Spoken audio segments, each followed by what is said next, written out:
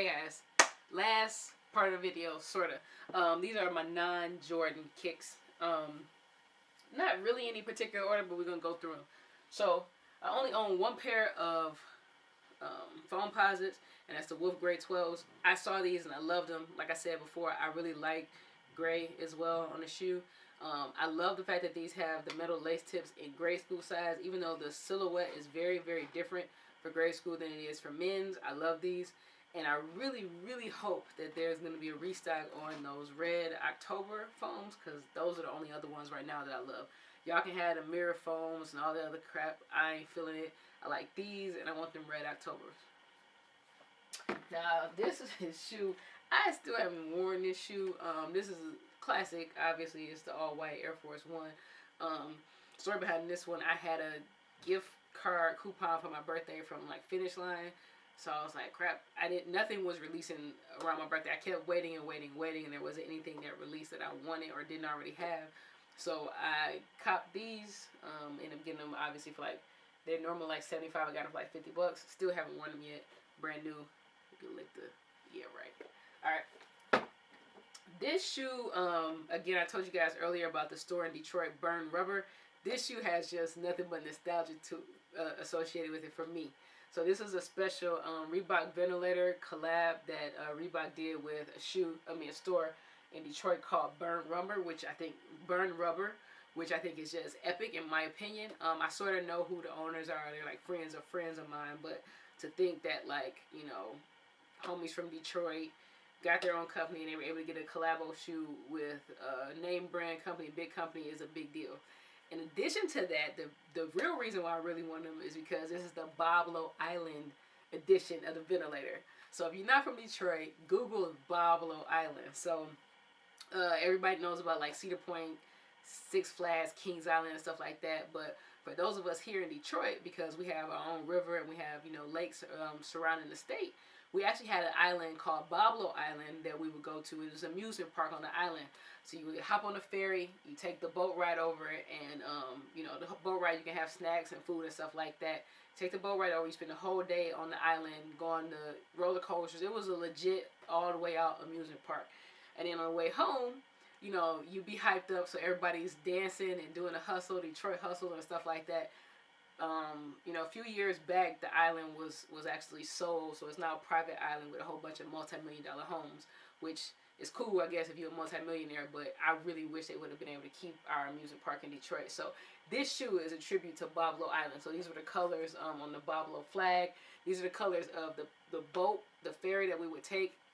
And actually, some of the ferries are still being used today to do tours along the Detroit River. So I can go on and on. I'll probably do a separate review just of this shoe because it's just special to me for that reason. So if you watch my channel, you know I love my city.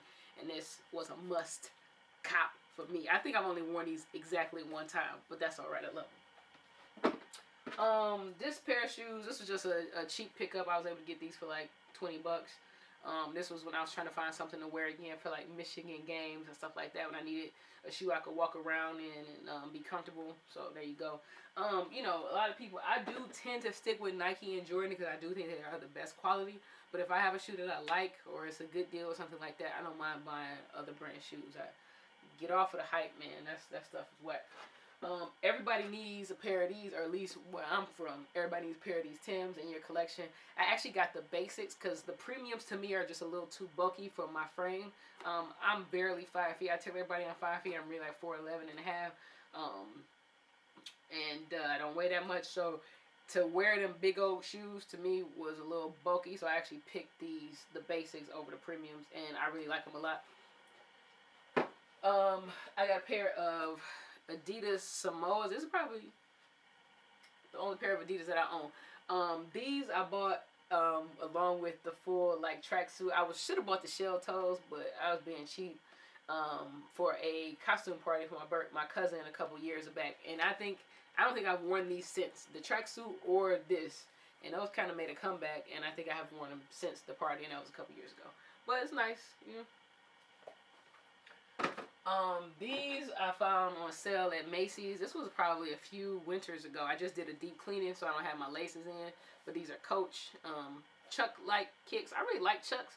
I really like the high top. So when I saw these Coach shoes, and they were on sale for a good price. I bought them. This is really cute to me, a cute look for girls to rock with, like some skinny jeans or something like that. I really like to wear them. Haven't worn them in a while, but I just cleaned them, so hopefully I get to wear them soon. Speaking of Chucks, I got a few pair. I actually had another pair that I just gave away to Goodwill. These I bought like back when I first pledged. I was trying to buy as much red stuff, red and black stuff as I possibly could. I'm a Delta. And these go perfectly with a jacket that I have. I've not worn these in years, but I haven't thrown them away either. That's some Neo stuff for you. And then these pair of Chucks, they don't have laces. So these are the ones that you're not supposed to need to lace. They are extremely difficult to get on. Okay, I don't know if I got like a pudgy foot or what, but these jokers is hard to get on your foot. So you gotta like really do some work to get these on. So I don't wear them that much, and that's why they still look very clean. But I'm not gonna give them away because I like the look of Chucks with certain outfits. This shoe right here, I think this is the last kick I'm showing y'all. Now, y'all gonna clown me for this, but I don't care. I said I was gonna show y'all all my kicks. So this is a Fila. I don't even know the name of this shoe. This is like, I think I bought this in like 2008, 2009.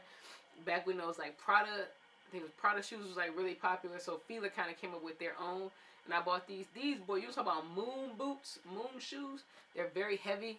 The outsole is very clunky. But I kept them because, I mean, they patent leather. They stay in good shape. It's like impossible to jack these boys up. So I wear these a lot in the wintertime if I'm just like running out the house to go get something, to do something. I usually keep these like by the door to slip on.